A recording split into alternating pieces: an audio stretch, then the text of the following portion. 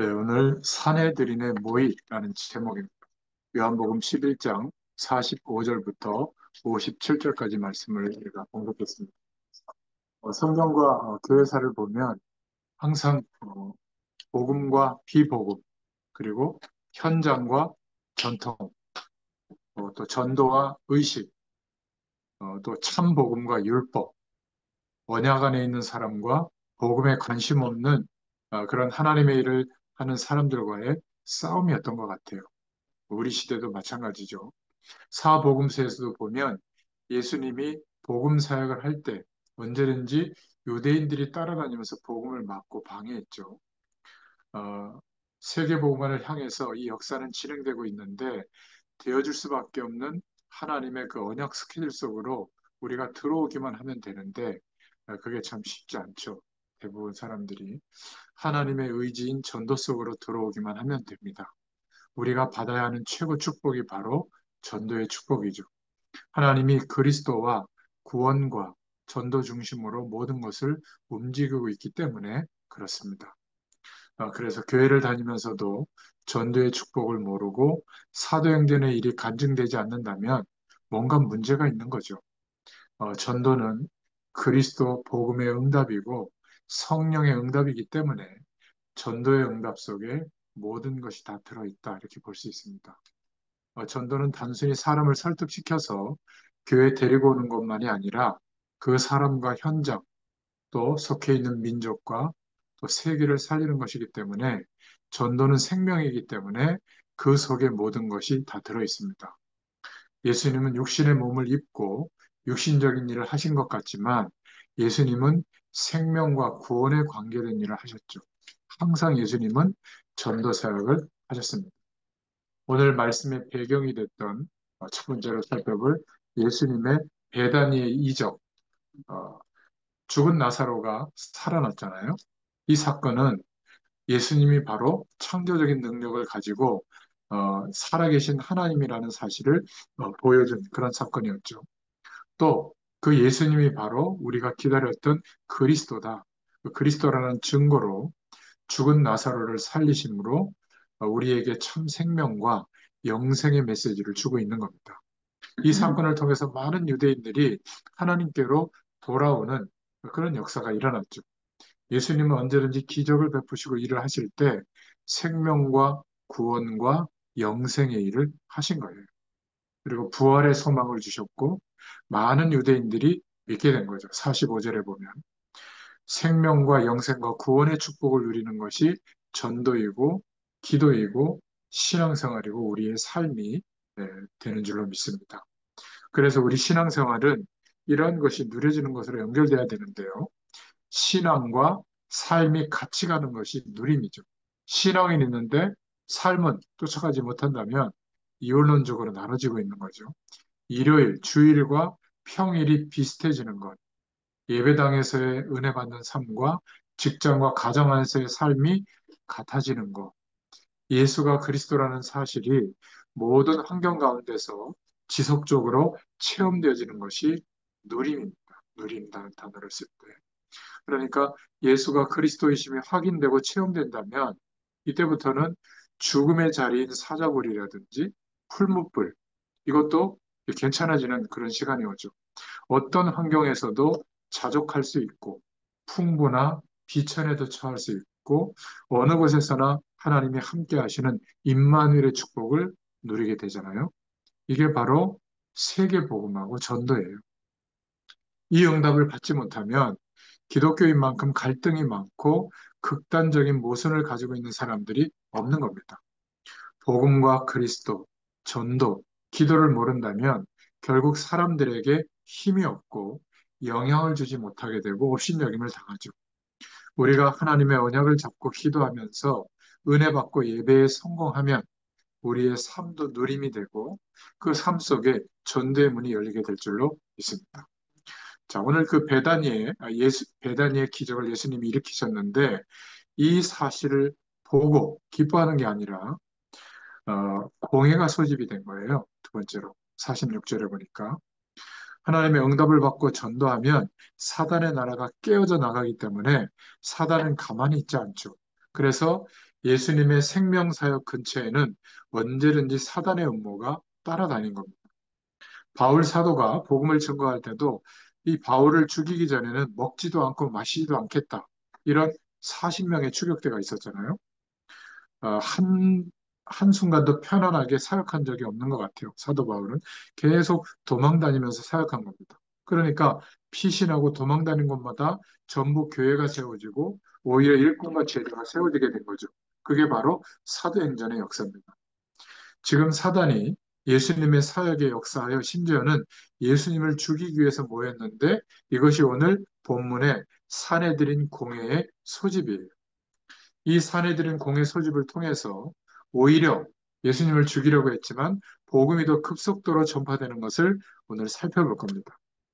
그래서 그리스도의 언약 안에 있는 사람들에게는 어떤 것도 문제가 되지 않는다. 문제와 갈등은 우리로 하여금 전도의 축복 속으로 들어가게 하기 위한 하나님의 인도하심이다. 이렇게 보면 됩니다. 우리에게 있는 문제와 사건은 전부 하나님의 살아있는 메시지가 될 거예요. 잠깐 속임수를 쓰고 불신앙을 가져다 주려 하겠지만 결국 사단의 계획 속에서 하나님의 계획을 발견하고 전도의 문을 열 수가 있는 겁니다. 오늘 47절에 보면 이권에 붙잡혀 있는 대제사장과 바리새인들이 나오죠. 그래서 불의한 목적으로 공회를 소집합니다. 47절에. 48절에 만일 저를 이대로 두면 모든 사람이 믿게 될 거 아니냐. 그래서 53절에 예수를 죽이려고 모의를 한 거예요. 46절에 보면 몇몇 유대인이 바리새인들에게 예수님의 하신 일을 고한 겁니다. 죽은 자가 살아났다고 말이죠. 그러니까 대제사장과 바리새인들이 공회를 소집한 거예요. 만일 저대로 두면 모든 사람들이 믿을 거 아니냐. 그러면 로마인들이 우리 땅을 빼앗아 갈 거 아니냐. 이렇게 논의를 한 겁니다. 그리고 자기들의 이권 문제가 생기고 예수가 표적을 많이 일으키기 때문에 유대인들이 예수님을 따라가면 자기 편이 빼앗긴다고 생각해서 53절에 이날부터는 예수님을 죽이려고 계속 모의를 한 거예요.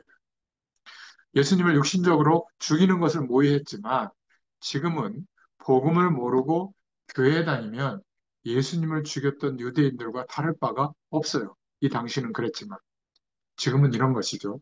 복음을 오해하게 하고 복음을 약화시키고 다른 사람들이 복음을 잘못 알도록 하는 것은 예수님을 죽이는 것과 똑같다는 것을 알아야죠. 틀린 열심으로 또 열심히 하는 신앙인들이 오히려 다른 결과를 가져오게 하잖아요.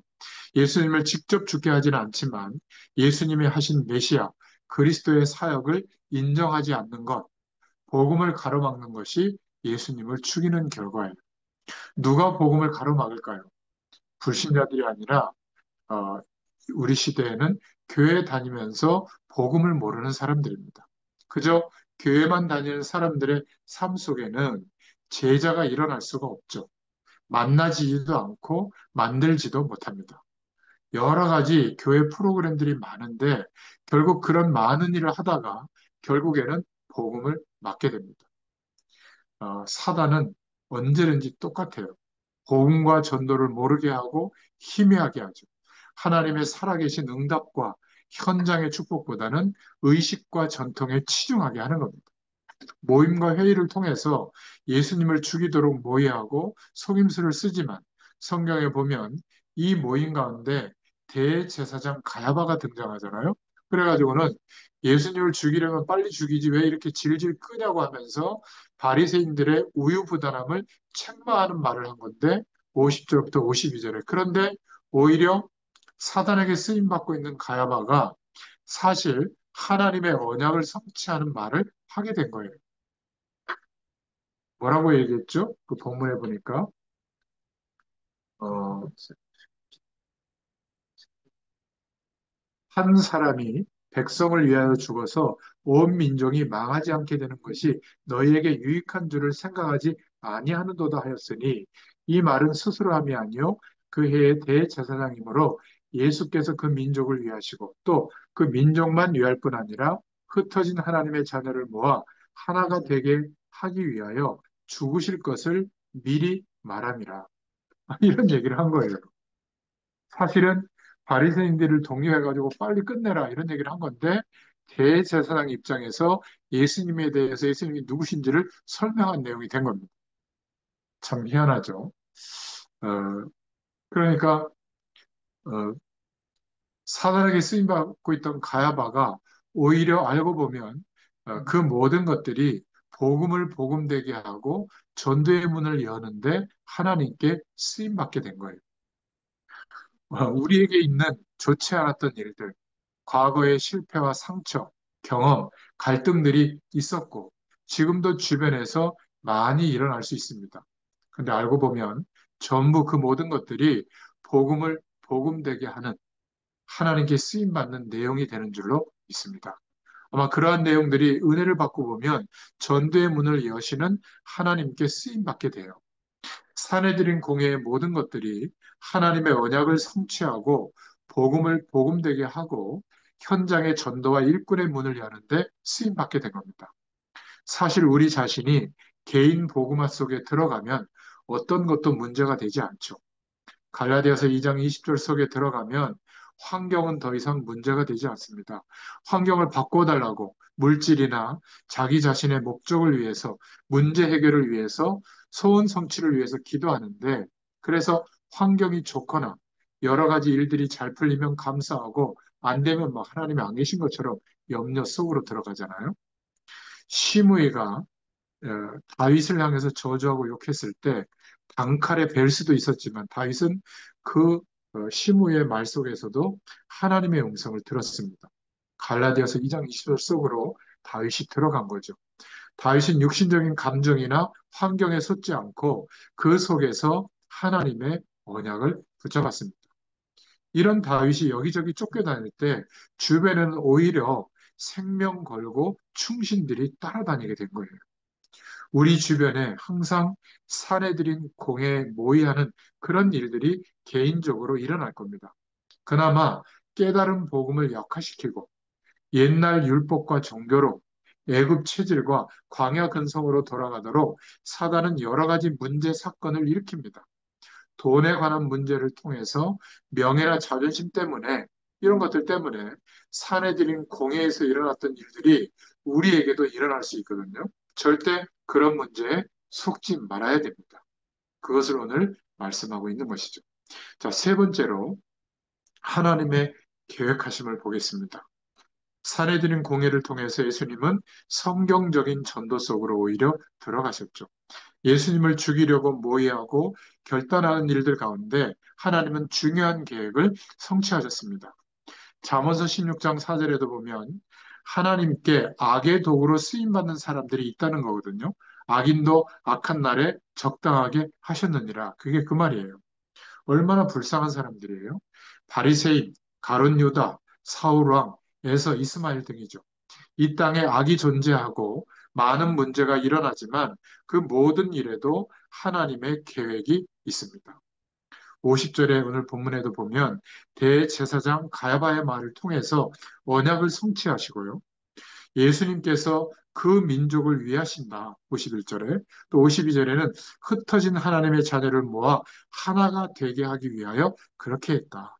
그러면서 52절에 죽으실 것을 미리 말함이러라. 대제사장 가야바가 바리새인에게 예수님 죽이는 것을 촉구하는 말을 했는데 이것이 결국 52절에 보면 예수님이 반드시 죽으셔야 하는 하나님의 언약 성취에 쓰임받게 되는 그러한 말을 하게 된 거죠. 예수님이 그 민족을 위하시고 흩어진 하나님의 자녀를 모아 하나가 되게 하기 위하여 이게 뭐죠? 구원과 전도와 세계복음화인데 이 말을 가야바 대제사장이 스스로 함이 아니라 하나님께서 시켜서 그렇게 말한 거죠. 자, 그렇다면 하나님이 일부러 우리의 인생을 고생시키는 것이 아니라 혹시 악한 사람을 통해 좋지 않은 일이 일어나도 그 속에 하나님의 계획이 들어있다는 것을 우리가 깨닫도록 하시는 거예요. 하나님이 언약 백성을 고생시키려고 일부러 홍해 앞으로 광야로 인도하신 것이 아닙니다. 물론 고생 자체는 좋은 것은 아니죠. 그러나 이 땅의 모든 일을 통해서 하나님의 계획을 성취하시는데 특히 언약 백성이 오직 예수, 오직 복음, 오직 여호와만 앙망하는 언약 속으로 들어가게 하기 위해서 때로 위기의 사건을 일으키시기도 하는 겁니다. 전 세계를 장악하고 있는 애굽에 복음 가진 요셉이 가야 하는데 생각도 없으니까 형들과 사이좋고 집안이 화목하면 애굽에 갈 일이 없잖아요. 그래서 애굽에 가도록 하기 위해서 누명을 쓰고 미움을 받고 노예로 팔려가고 감옥에 들어가고 이런 것들을 주장하신 거예요. 요셉 중심으로 모든 것을 움직이신 것을 우리가 볼 수 있는 겁니다. 다니엘이 당시 최강국인 바벨론에서 예수님 오실 것, 그리스도의 축복을 전달해야 되는데 그냥은 갈 수가 없잖아요. 그래서 전쟁에 져서 나라가 망해서 포로로 끌려가는 겁니다. 그중에 선별돼서 언약 있는 사람들이 포로로 바벨론에 끌려가게 되는 거죠. 거기에서 하나님의 언약이 성취되는 겁니다. 혹시 우리의 삶 가운데 포로, 노예, 광야 생활처럼 어려운 일이 있다면 그리스도와 세계복음의 언약을 알고 있는 사람에게는 그것이 하나님의 살아계신 메시지가 될 줄로 믿습니다. 이 사실이 믿어지면 어떤 경우에라도 하나님께 감사할 수 있고 찬양할 수 있습니다. 원명 불평하는 것이 아니라 믿음 가운데 들어갈 수가 있죠. 자, 그렇다면 마지막 네 번째로 핍박이 올 때 어떻게 해야 될까? 오늘 54절에 예수께서 다시 유대인 가운데 드러나게 다니지 아니하시고 이렇게 말하고 있죠. 사내들인 공회를 통해서 핍박이 있을 때 예수님이 어떻게 하셨는지 보면 됩니다. 유대인들이 하도 예수님을 핍박하니까 예수님이 유대인들 가운데 드러나게 다니지 않으셨다. 간단하죠. 핍박이 있으면 가만히 있으면 됩니다. 누르면 눌리면 되고 빼앗아가면 빼앗기면 되고 중상모략하고 오해하면 오해당하면 됩니다. 예수님께서도 유대인들이 죽이려고 모의했을 때 드러나지 않게 다니고 그 사람들을 떠났다고 말씀하고 있거든요.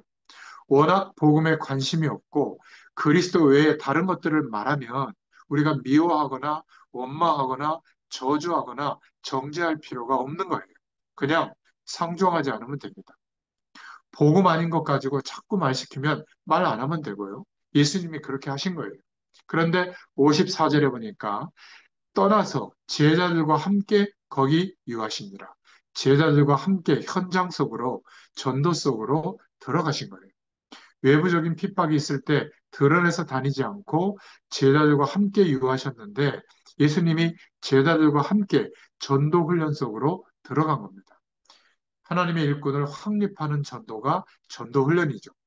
돌아다니며 전도하고 많은 사람을 영접시키는 것도 필요하지만 내가 전도하지 않아도 현장에서 전도가 지속되어질 일꾼과 현장을 세우는 것이 중요합니다.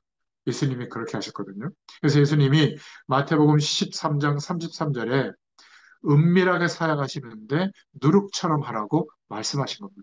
누룩은 눈에 보이지 않고 소리도 없이 표시나지 않는데 빵 속에 들어가면 전체가 부풀게 하는 역할을 하죠. 이것이 우리가 해야 할 사역인 줄로 믿습니다. 사람들에게 부담 주고 피해 끼치는 것이 아니라 소리 없이 아무것도 하지 않는 것 같은데 우리와 관계된 주변에 복음의 영향력이 번져서 전체 현장이 변화되어지는 이게 바로 누룩 작전이라고 하는 것이죠. 또 누가복음 10장 16절에는 예수님께서 제 아들을 현장에 파송하시면서 뭐라고 말씀하셨냐면 뱀처럼 지혜롭고 비둘기처럼 순결하게 하라. 뱀은 길거리에 막 사람 보이게 다니지 않잖아요. 왜 주님이 누룩처럼 뱀처럼 비둘기처럼 하라고 했을까? 그 이유는 복음이 너무 소중하기 때문입니다. 여러분 집안에 어마어마한 가치가 나가는 보석이 있다고 생각해 보세요. 아무 사람 앞에 나와서 막 함부로 막, 야, 봐라, 나 이런 보석이 있다. 떠벌리겠어요? 뭔가 은밀한 곳에 보관하지 않겠습니까? 그죠? 그리고 그것을 드러내도 될 만한 때 꺼내서 보여주지 않겠어요? 너무나 이 복음의 축복이 귀중하기 때문에 은밀하게 하라는 거예요. 이 말은 복음을 아끼거나 인색하게 하거나 그게 아니라 이기적인 마음을 갖고 말하는 것이 아니라 너무 귀중한 이 복음을 싸구려 물건 팔듯이 하지 말라는 거예요. 아, 강요하거나 막 설득하거나 그러지 말라는 거죠. 너무 소중한 복음을 복음되게 하기 위해서 계속 성령 인도를 받아야 될 줄로 믿습니다. 자꾸 떠벌리면 사단이 낚아채기 때문이에요. 그래서 밭의 감추인 보화를 찾는 것이 하나님의 나라다. 밭을 갈다가 밑에 보화가 있다는 걸 알면 그 밭을 사기 위해서 싹 감춰두고 적당히 거래를 해서 한 1.5배나 2배쯤 내고 빨리 사야죠. 보화를 차지해야 되니까. 그런 것이다. 김을 매는 것 같지만 사실 보화를 찾는 중심으로 하고 있다. 보따리 장수가 많은 물건을 사는 것 같지만 값진 진주를 찾는 심정으로 사고 있는 것이다. 어부가 많은 물고기를 잡는 것 같지만 자기가 잡고자 하는 물고기만 잡고 나머지는 버리듯이 현장 사역이고 천국의 비밀이라고 마태복음 13장에 말씀하고 있죠. 그러니까 예수님께서 핍박이 올 때 가장 중요한 영적 사실을 깨닫도록 말씀해주고 있는 거죠. 이스라엘의 집에 잃은 양에게로 가라. 마태복음 10장 6절에 말씀하고 있거든요. 너희를 영접하지 않거든 발에 먼지를 떨어버리고 차라리 이스라엘 집에 잃은 양에게로 가라. 이렇게 말씀하세요. 혹시 문제가 생기면 복음 속으로 들어가고 전도하다가 잘 안 되면 제자 속으로 들어가기 바랍니다. 전도하려고 애를 쓸 것이 아니라 사도행전적인 전도가 무엇인지 깨닫게 해달라고 기도하면 돼요. 문제가 생기면 문제 해결해야지 하는 내 동기 속으로 들어가지 말고 복음과 기도와 언약 속으로 들어가고 깊은 기도의 비밀 속으로 들어가고 갈라디아서 2장 20절 속으로 들어가기 바랍니다. 누가복음 9장 23절에 자기를 부인하는 은혜 속으로 들어가면 됩니다. 나 자신이 복음 속으로 들어가는 것, 갈라디아서 2장 20절 속으로 들어가는 것을 보고 개인 복음하다. 다른 말로는 성령 충만이라고 말할 수 있죠. 성령 충만한 사람의 특징은 내 자신이 죽고 나의 삶을 통해서 복음이 나타납니다. 갈라디아서 2장 20절은 성령 충만과 같은 맥락이죠.